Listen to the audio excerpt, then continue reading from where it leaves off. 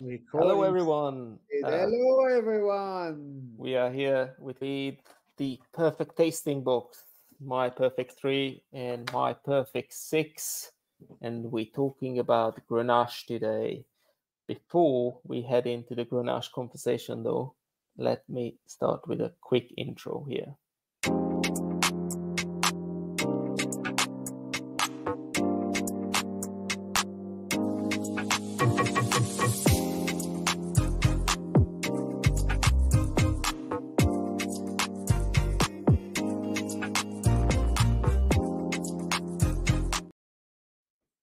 So here we are, back after a quick intro, talking about Grenache, Garnacha in Spanish, which we're going to get to at the end. But I suppose let's start where the grape is from, really. From France, shall we? Garnacha, Grenache, one of those variety that come to the fore in 21st century. I mean, it's always been something, especially in France and Spain, one of the main and grape variety that was grown up and produced toward the southern part. Grenache is one of the grape variety that needs a lot of sun and needs a lot of exposure in order to ripen properly. But one of the excitement of Grenache is actually it comes in three different. You have the Grenache Noir, the Grenache Negra, or the Grenache Classic. Then you have the Grenache Blanc, and you have the Grenache Gris. So you have three different type of grape variety mutation. Most of them are of the same grape variety and offering a very different aromatic palette. Obviously, the red one is very kind of reddish in terms of flavor profile. It's very forward usually with red berries with fruit juice. Can be going toward jam because it, as I said, it lacks the sun in order to ripen properly. Grenache Gris is one of those kind of opulent wide variety that rarely seen on its own, very often blended because it can be a little bit wobbly when it comes to the acidity profile. And Grenache Blanc, which is the opposite, it's beautiful acidity, but can be quite high in alcohol. So all linked to the mother, which is the Grenache Noir, and same profile from France to Spain with that kind of forward, jammy, quite broad and quite powerful, but also making some amazing wines with finesse. Very often in competition, you are given a Grenache in blind tasting, and very often you go off piste thinking it's Pinot Noir because it has that sort of elegance, that drive, that beautiful red fruit character that can be really mistaken for Pinot with on a hot vintage as such. It's also probably worth mentioning that although it's coming from France and Spain, especially this tasting, but Grenache grow pretty much everywhere Oh nowadays, yeah, doesn't Garnacha it? is worldwide. Huh? You find it in Australia, you'll find it in New Zealand, you'll find it in South America. Grenache is a great variety that travel very well. That's as long as it's elevation, dry land, obviously, and a lot of heat and sunshine, it will deliver. It will deliver differently when it comes to the profile. The aromatic profile remain the same, but it's more about the body and more importantly the alcohol. It's also quite interesting to mention that Grenache doesn't really like oak compared to, for example, Syrah that you find in the Southern Rhone as well. Grenache is one of those grape variety that oak oxidation doesn't really work well. But in winemaking, one thing that is more and more and more used is carbonic or semi-carbonic. So let me explain. It's basically whole bunch with carbonic gas added to the tank in order to keep that freshness because the intracellular maceration really helps to keep and maintain and retain the acidity and the freshness to it. And I think we're gonna probably talk about that a little bit more deeply when we get to the last wine, because that's where it's also had. Actually, it has a little bit of oak as well, not just a little bit, quite a bit of oak, because it's rioja after all, but also carbonic maceration as well. happens. Yeah, and also it's also a style. That's depending what, where, how. We talked about Casa quite a few times already in either the tasting with Alexa or together. It's an estate that has a secular history, and in the last sort of 20 years, and more importantly, the last about 10 years, they've changed hands, and the profile of the wines are much more modern. So they use that sort of winemaking techniques and a lot of oak in order to bring something that is quite polished, quite sensational. You like, you don't, that's a different story. But at the end, the wines can be spectacular. But on that, we'll come back to it. It's a very specific Grenache when it comes, not especially to the fruit itself, the raw material, is also the elevation that really helps as maintaining, as we always talk about, elevation, wind, whole night, the diurnal aspect really drive that winemaking technique in order to provide a wine that has that sort of drinkability. As we just talked about it, let's, I would say, come back to it, because that's going to be the third one.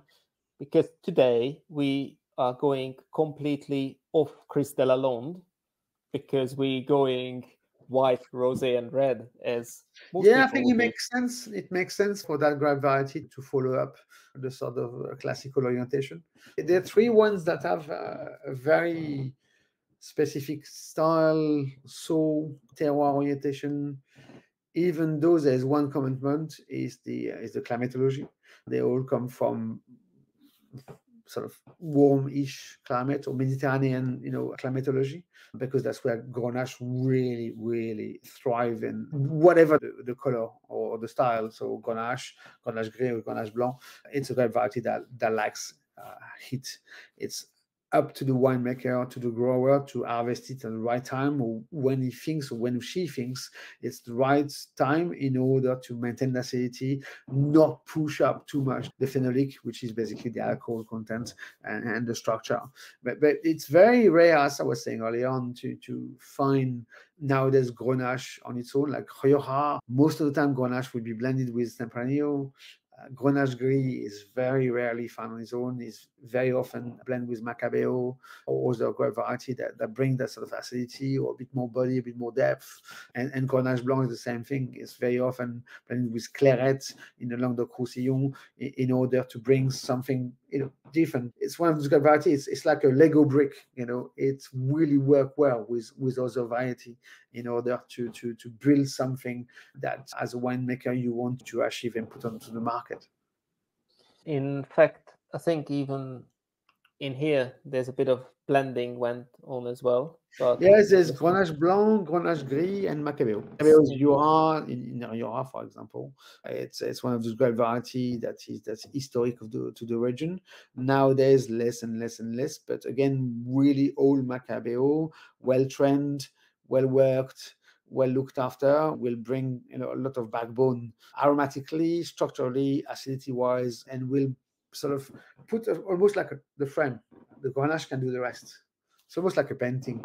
You start with a white background, and that's sort of the Macabeo, or black background if you prefer, and then you put the color on top of that to really get something, up to your eyes or the eyes of the contemplator as such. Same thing for the testers. So it's clever. It's clever because on its own, given also the quality of the vintages, like the Altair is 2018, which was, in my notes, it's a challenging vintage. So you have to be in a vineyard, you have to protect your vineyards and your fruit, otherwise you got nothing to harvest and to make wine from, therefore to live from. Well, it's a tough job, but It is. not everybody gets the job of drinking it and talking about it, which is Yeah, that's a different category. That's why it's very hard for. I mean, it's very easy for us to say, oh, the wine is terrible.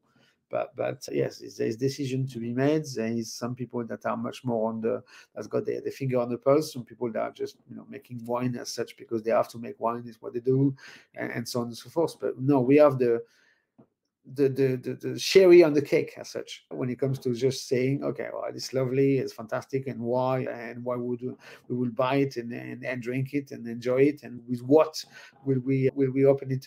But yeah, it's one part of the business, but the production itself is something that needs to be respected enormously, because the challenges can be quite huge.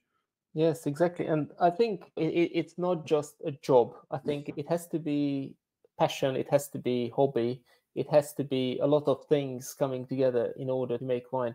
Although, as far as I know, the Amiel story, I love the story that apparently Monsieur Amiel actually won the estate from the on a card game. Yes, from I can't Betting. remember who was it. Yeah, a Betting, bishop betting. wasn't it? Yes, yes, yes. It's a early 20th century story. Yes, exactly. The estate was actually put on the table at a poker game, and then the guy had absolutely no clue of winemaking, had no idea. He was just playing cards, and he won, and he won the estate.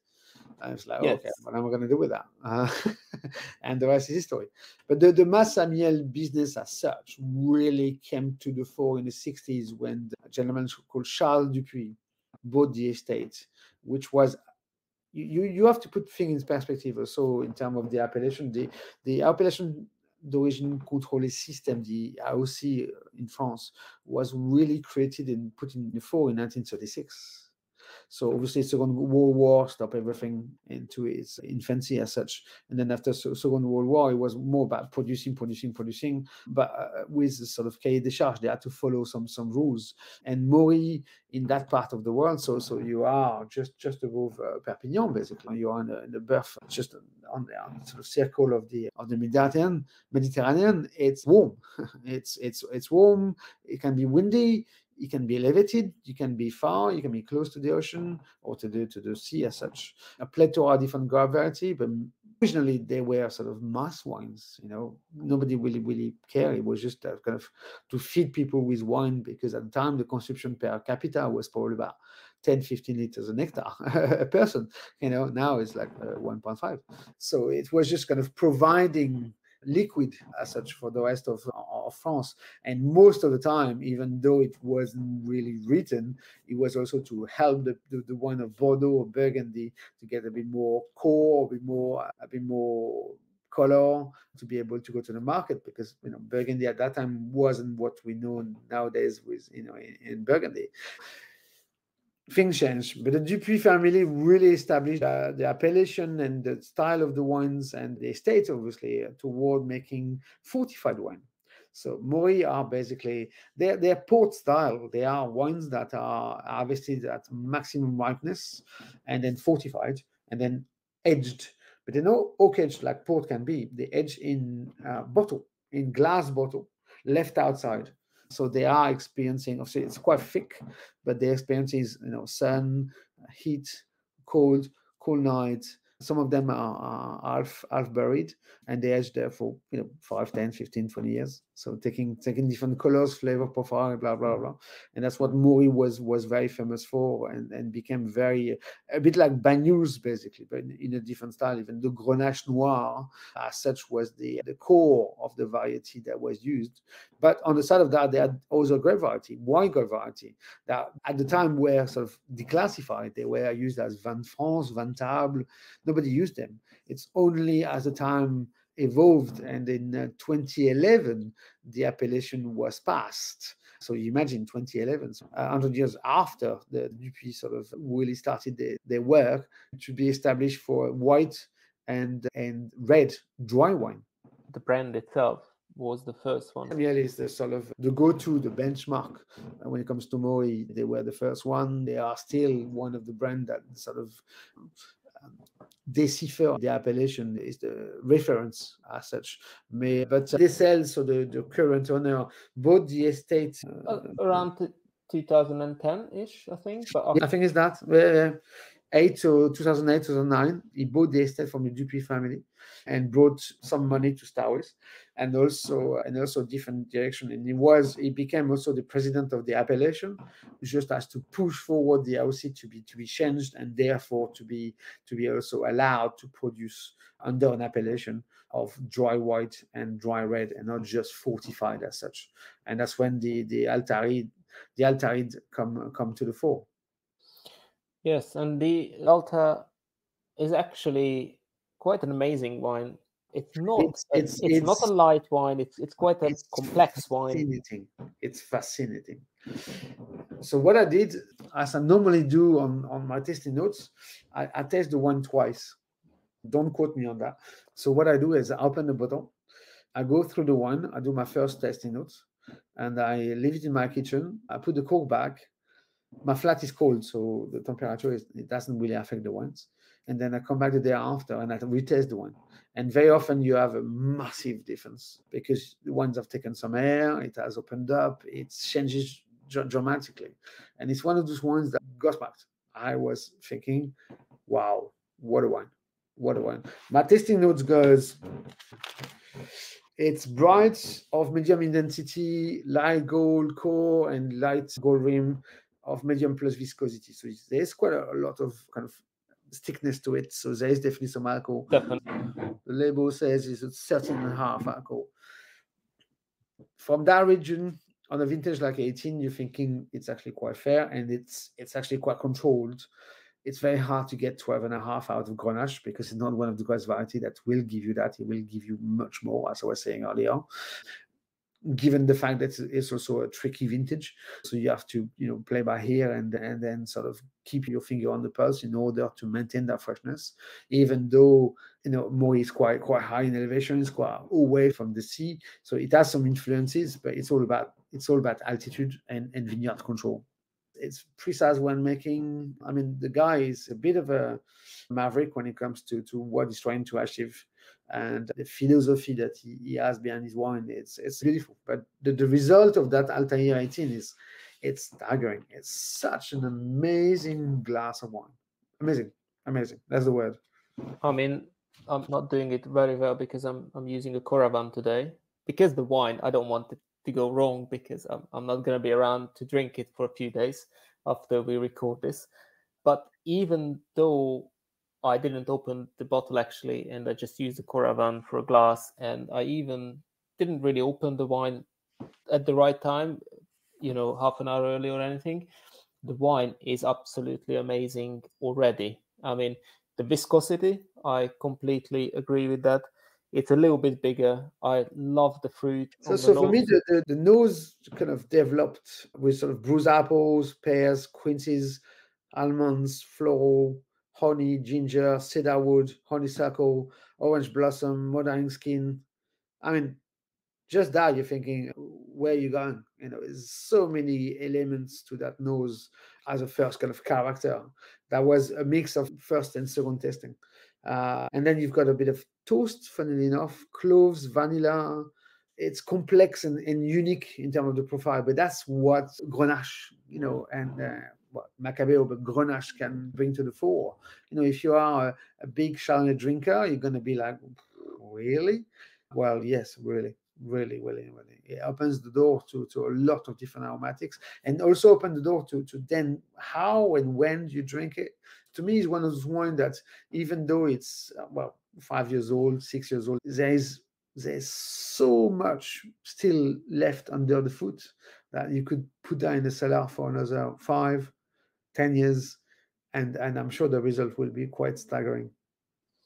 I would almost say, if I don't see the label, I would almost say this is a young, fresh wine. It's the freshness, the acidity, the fruit is still very much alive. The drive, the lift. Yeah, so on the palate, I went bright, blossoming with floral, acacia, cordial, berry, French ginger, yellow plums, bruised and ripe apples, golden yellow apples, pears and quince. So basically, what you get on the nose, but sort of with more intensity. It's midweight, which is quite interesting on the mid palate, with sort of a richness because there's sort of ripe fruit, but there's so much drive, the acidity structure, the toughness. It's just second to none. It's almost takes you by surprise. You expect something that is going to be rich, sitting on your palate, is quite intense and actually quite hard to drink. But no, it's completely the opposite. It has this ripeness, and all of a sudden it has this sort of youth. This greenness is not a good word, but it has this sort of beautiful lift that sort of surprises you and makes you want to drink it. And even though you're thinking there's so much left behind, it's still almost like a baby, despite being already 5 years old, and despite thinking, well, I could sit down there for even longer. When you mention greenness, I know what you're thinking, because you have that sort of almost like backbone of slightly appley greenness to it. But at the same time, it's also what you mentioned about it feels like it's going to be heavy, but it's not, because on the nose you get all that sort of Yeah, flowery character and then I think honeysuckle and everything. And then, you could almost translate that in the winemaking that he probably does to harvest, one early harvest, like on the bringe of being ripe, just to get that sort of nice fresh fruit, almost green, with a beautiful acidity. Then he waits maybe another week, and then eventually he blends those two wines together. So you've got the sort of two aspects of the ripe, rich, concentrated, almost jammy, and then the freshness, the greenness, the sort of really young, youthful aspect of the variety come through at this stage. And I think that's what he does in order to sort of balance it out. I can imagine that. Yes, exactly. I believe that could be a way to actually build something in order to have that finished product, which is once more, brilliant. And also, when you think about a bottle of wine like this, under £25 at full price, or under £20 at the cheapest option, what you can get from our memberships, I think it's plenty of value there. Of that complexity, of that sort of level. I mean, yes, I mean, you will have Chardonnays, but at that sort of level of precision, intricacy, and more importantly, the snapshot of what the region can do. Yeah, I think there's so much value for money there. Chapeau, you know. So one thing left from a master sommelier: food matching.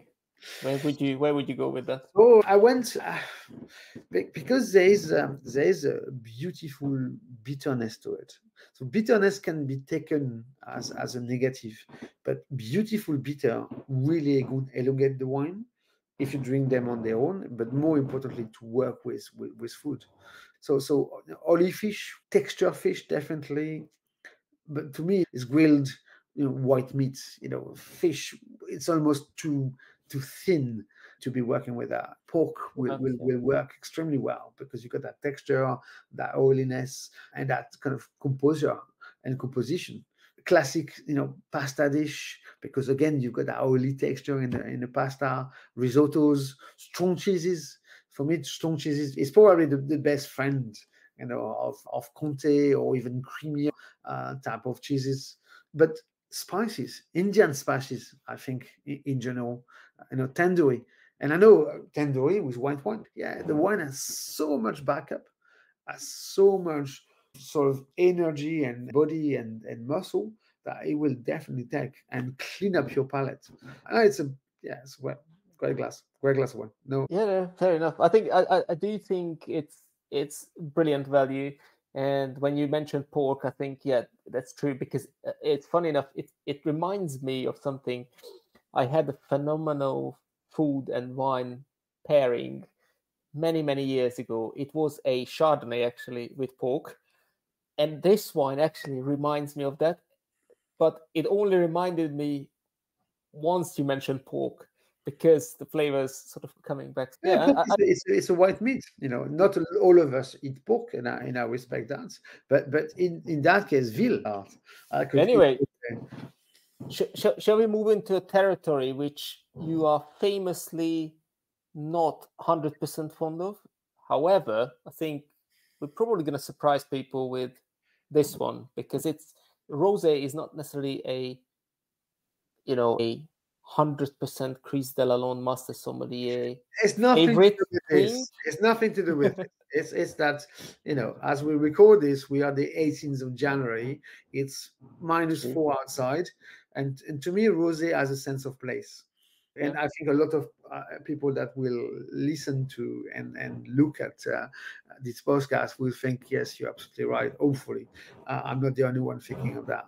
Um, Having said that, when just you look at the color, is it actually rosy? And to me, this is the defense that I will use. It's a rosé on testosterone. It's a rosé that is on. It's not completely white and it's definitely not completely red, but it's really much more on the red side.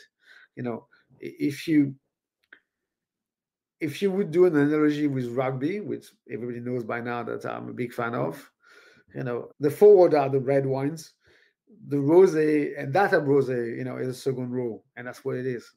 It's a beautiful 5, it's a beautiful 8, and that's what it is. So well, let's put that in perspective. It's an appellation. Again, coming back to what I was saying, 1936, blah blah blah. But making wine. So you just south of Château du Pape, between Lirac and Château du Pape and Avignon, basically.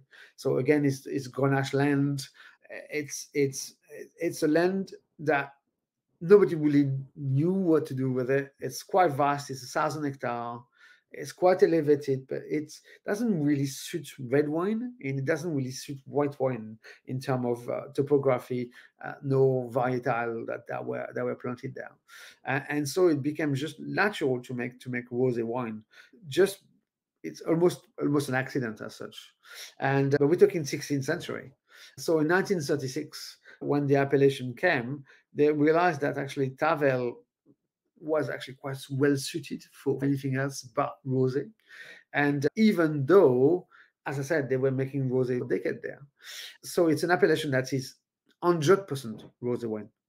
Tavel, AOC is rosé. There's nothing else produced under the appellation. Lirac, just next door, white and red. Château du Pape, as we know, white and red. But Tavel makes only rosé. It was almost like the sort of defense mechanism from the sort of southern road toward Côte de Provence, where they just had to say, well, we actually can make rosé, but the masculine rosé as such, whereas Côte de Provence wanted to make a bit, lighter style because obviously the blend and so on and so forth. I was just going to mention, it's not even the color. The color itself is, yes, as you mentioned, it's like a light red. But when you have a little sniff in the nose, it's unbelievable how much, red fruit coming out of it. Yeah, red berries, and again, it's sort of it's that beautiful fresh Grenache, expressing itself. So rosé, how do you make rosé? Well, it's actually straightforward. You make a red, but then when you do the maceration, because the color of red wine comes from the skin of the fruit. So when you macerate like a tea bag, in hot water, when you macerate the juice extirpate from the grape with the skin, when you find the color that you want, you split. You drain the complete juice out and you finish the wine as a juice, and then the skin and everything else just goes to the bin or usually gets distillated. And that's basically how you make rosé. You make a red, and then eventually you cut that maceration much shorter in order to deliver the color that you think is right for your appellation, your style, and so on and so forth. That maceration also obviously bring, further you go in the maceration, more flavors you get, more character you get, and that's exactly that. The berries, the fresh berry, the jam berries, a little bit of sort of earthy character, and so on, comes really from the Grenache at its prime. Fantastically fresh, ripened Grenache, high elevation again, a lot of chalk in the soil, funnily enough, because that region is now really famous for chalk, bringing that sort of beautiful acidity, and then transfer into a tank. Usually Tavel doesn't see any oak because, well, would you really oak your rosé? Some people do, but it's not really what it's all about. And then it has enough body as such because of the winemaking needs in order to produce. So you finish the wine in tanks, stainless steel mainly, and then you bottle it and then you put it on the market. This is 2022. So, it off the boat, but that's what rosé is all about. Akera history, really carry on the sort of the Tavel appellation with it, basically being the primary estate on the appellation. They were just, pushing,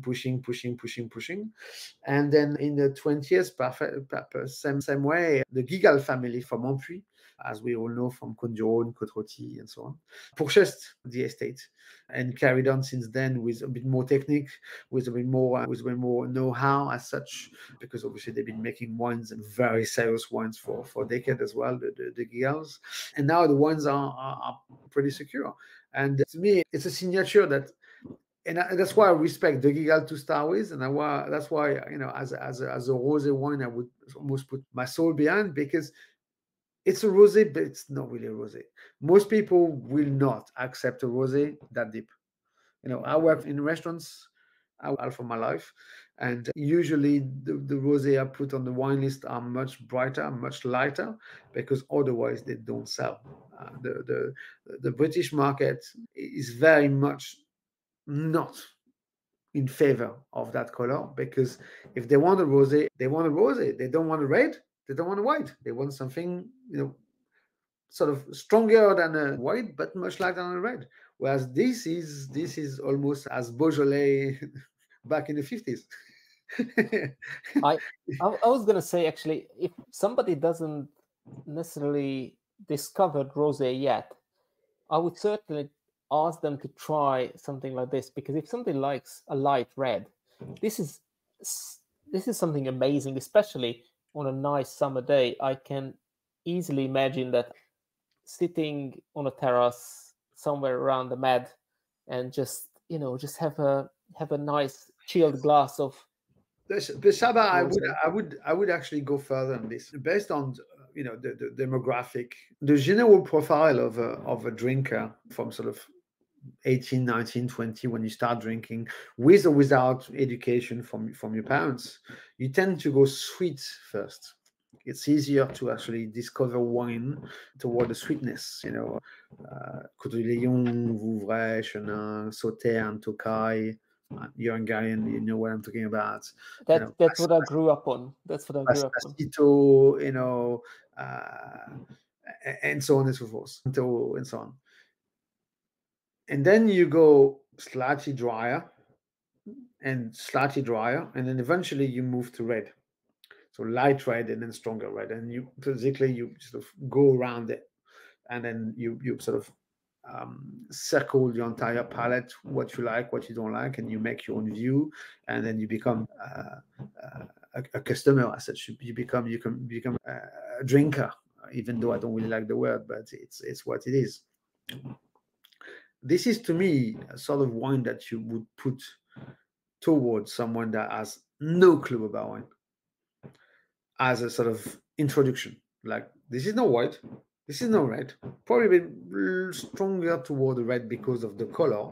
But if you blindfold someone, it has also quite a lot of sweetness, a lot of brightness to it, without being sweet, don't get me wrong, but because of the sort of viscosity, the intensity of flavors, the ripeness of the red fruit, it's quite enticing. It's quite appealing, even though you don't. But it's on the palate. It's sort of enchanting. It's inviting. It's crisp. It's very charming, and yet, And that if you have to sort of choose a camp, it's right in the middle. and it also, because of that slightly longer maceration, it has a hint of tannins as well, which you obviously wouldn't get in white wines, or very rarely, or in rosé very little. Here you get a tiny bit of that sort of tannin structure, but you're right about the sweetness. I think you get that almost like fruity sweetness rather than anything else, just like ripe cherry or something like that Yes, coming there's through. a structure to the wine. So it's not just a glue rosé, exactly, Ras Beach or whatever they do nowadays. It's a rosé wine that make you think. It's a bit philosophical to a certain extent, something that you could, drink nicely, reading a nice book. But also, to me, it's a rosé that almost called for food. And given the rosé aspect, you would think again toward the summery, sunny days. And to me, this is the perfect barbecue flavor profile. Yes. Anything that is a bit charcoal, anything that is barbecued, it could be fish, oily fish again, mackerel or salmon. It could be meat, obviously. Anything that's got a bit of proteins to sort of counterfact this kind of tannin structure. Some vegetable, capsicum will work well. Aubergine, eggplant, some people call, because that sort of texture, sort of structure on Yeah. pak choy, or even I love to do on the barbecue is asparagus. To me, it's so much fun, asparagus. I think we have to do that episode when we're cooking, when we're on the barbecue. Yeah, no. It's actually with quite a good thing. We get, instead of doing 3, we do 4 or 5 wines with sort of barbecue going, different flavor profiles. Oh, that works. That doesn't work. Oh, that's good. That's not good.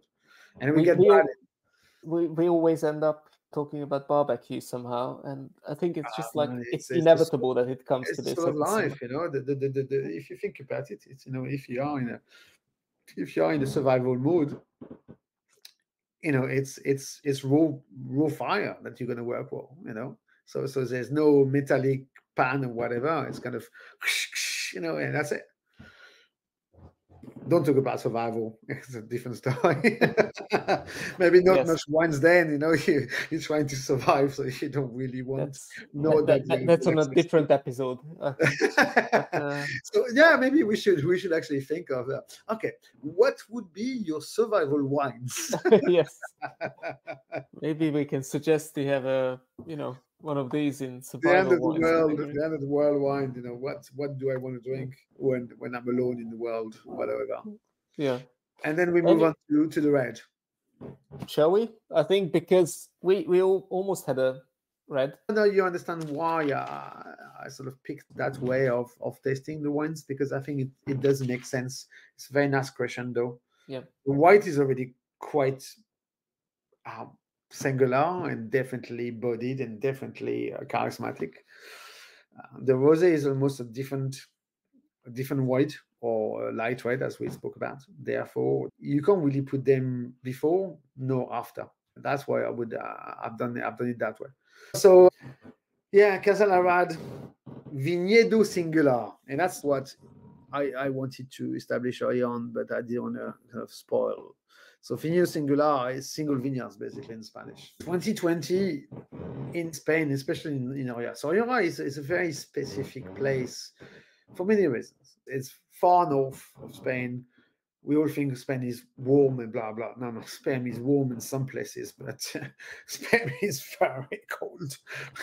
I was very lucky to be there in October, visiting Ribera del Duero, Vega Sicilia, and so on.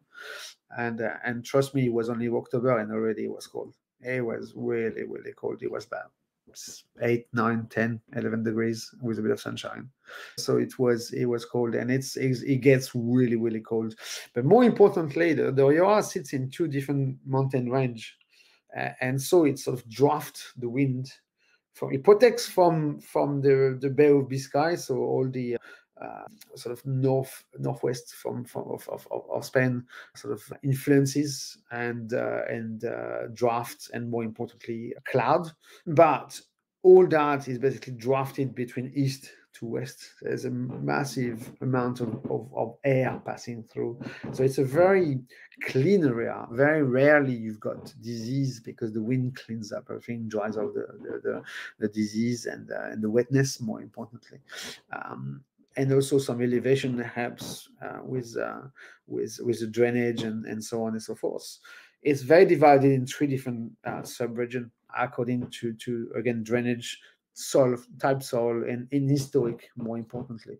But according to that, grape variety, Garnacha, Tempranillo, Mazuelo, Graciano are planted. There's still some Cabernet, there's some Merlot, there's some. Actually, those guys, Casa Alred, have experiments with different international grape varieties. But traditionally, that's what you're about. There's a bit of Jura because they make white and so on. But what is really amazing about Rioja is that according to where you are on the middle of those 2 mountain range, north or south, elevation or not, it creates a macroclimate. So when you talk to your winemaker and you say, okay, so what's the vintage like? So 2019, for example, in Rioja is regarded as one of the greatest vintage they had in a long time. A long ripening season, beautiful, cold, perfect heat when necessary, beautiful water drain when it needed. It was just one of those, perfect nature looking after the winemaker. So quite easy. And 2020 comes, and that's what the beauty of vintage is, that they follow each other, but they're never the same. It's the complete opposite. It's challenging as a hell, because you got extreme, you got heat, you got a lot of water dump, then you got the heat behind. So all of a sudden you got pressure from disease. The wind actually doesn't work. There's no wind. It's completely flat. Who knows why it doesn't clean up? So it's a headache and whatever. But again, the elevation will sort of protect some of the area from the area, and that's exactly what happened with that Casa Alrad. Casa Alrad 2020 had to be very worked, and sometimes probably overworked. But that specially vineyard, the location of that vineyard, the elevation of the vineyard, very old vine of Garnacha, that quite reticent, taciturn and sort of ready to anything. They just thrived. They just loved it, and the wine talks by itself. It's one of those cuvées that you would think 2020 as a vintage. I'll have to be careful what I buy, but then you taste that and you're thinking, well, no question, I'll just go for it. And also, I think the freshness of it is incredible as well, because when I just saw the bottle, it's a big Rioja. Obviously, they use oak on it. Obviously, they are one of those producers, as you mentioned It's before, very that they are modern. modern producers, exactly. And I think I was a little bit afraid of what's going to come from the bottle, but it we, actually we had is that um, amazing. we had that conversation. We had that sort of presentation about Casalarad, and to me, Rioja, I'm a traditionalist when it comes to Rioja. I like old-fashioned Rioja, and to me, they're good wines and nothing to say, but they're a little bit glossy. They're a bit worked or overworked, if you want to use that expression. They're trying to make a style that will please a type of customers, and then so be it. It's what it is. I've got nothing to say about that. Do I buy it? I'm not quite sure. But when I taste this, I'm thinking, blimey, they actually, on that cuvee especially, they got it completely right. Then they managed to extract the vintage character on a grape variety that delivers so well and is so intricately knitted with the appellation, and just deliver a fantastic. My flavor profile, my tasting notes, it's got forward, opened, spicy, straight away coming through, with cloves, cinnamon, grounded black peppers, earthy, crushed rocks, and then develop. So some of that is very much oak or oak orientated. And then red berries. That's Garnacha. Ripe, juicy, plums, cherries, pomegranate. Pomegranate is so much a flavor profile that you get from Garnacha. And then come next, stone fruit. And then, beautiful complexity and charm. You don't use this word, lightly. Even those days, that sort of compact aspect is an elegance. You have to say that the winemaker is a lady, so she makes wine like herself. And I'm not being, again, trying to be controversial here, but most of us will say the dog look like the owner. The wines will look like the winemaker. You know, it's very often the case. It's very, very often the case. And she has that sort of touch, feminine touch, that you can really translate in the wine. The wine are charming. I mean, this is really elegant on the nose, despite all those kind of complexity and obviously challenge that she has to go through to come to that. She really managed to sort of knit everything together to offer that sort of, it's almost floral and beautiful integration. And then I say, the palate develops on more jam redfoot and berries, bramble, toast with nice intensity, layered, sweet tonality on mid palate with controlled fruit, driven and balanced, juicy and super approachable. Would you, from a single vineyard, almost you expect something a bit more bigger in your face more, sort of thing. Yeah. yeah, exactly, a bit Yeah. more forward, maybe a bit more powerful, a bit more muscular. No, it's completely Yes. opposite. I agree. It's elegance, the balanced acidity, the fruit, and you're right. It's a feminine touch to it, which is quite interesting because I wouldn't expect it from a rioja. I wouldn't expect it from a single vineyard wine, which we have here. It's actually remarkably good. Love it. Love it. Yeah, there's a sense of freshness, and more importantly, it comes from the quality fruits from that single vineyard site. It's the essence of it. It's harvested at the right time, looked after properly, and it delivers that sort of quality fruit that come through into the finished product. The tannic frame is stunning. It's well surrounded by fruit, and there's a sort of classy bitterness again to sort of elongate the wine with a sense of sort of smoke again coming from the oak. Again, it's very well knitted. It's there's still a sense that it's worked. It's a wine that is made in a vineyard, but also processed, at least mentally in the cellar. But the result is actually quite it's stunning. It's really stunning. If you like that sort of rioja, it's a beautiful bottle of rioja. Beautiful. It's beautiful. Food wise, where would you go with this? So I said it's definitely a wine that calls for food once more. Drinking on its own is actually quite difficult.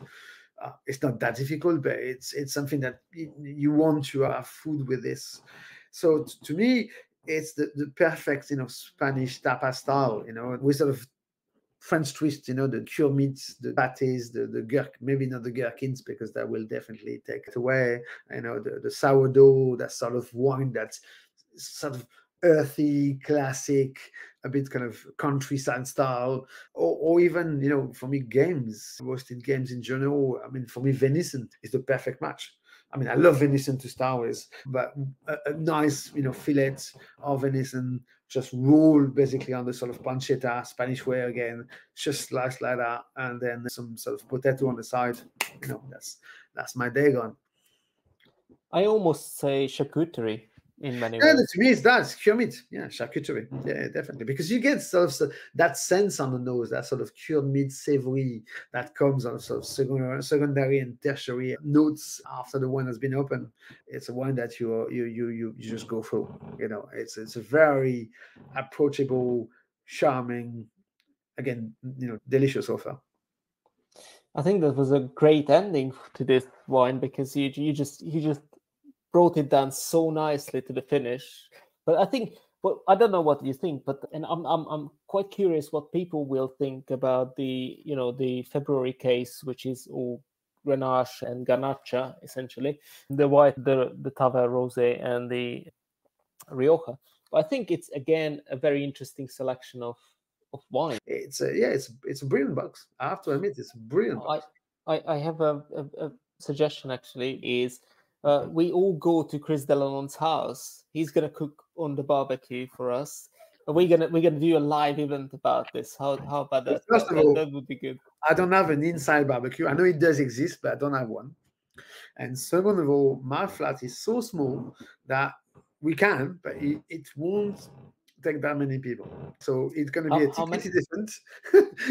It's going to be a very expensive ticketed event because I think around my table if I put 4 people, 5 people, maybe at least 6 people, including me. And don't forget that I sit on the ball, so it takes quite a lot of space. Yeah, it's going to be tight.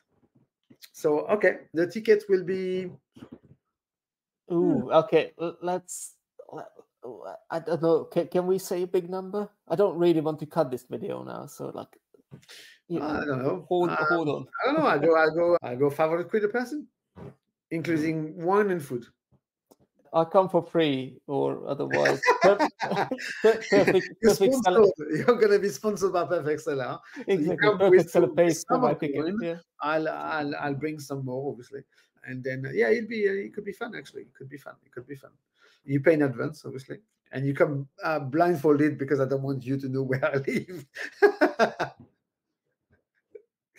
Well, and I think this is a good plan, but hopefully people will enjoy the perfect tasting box as well. They will, man. They will. They will. They will. The It's so perfect cool out there. Easy tree, to have.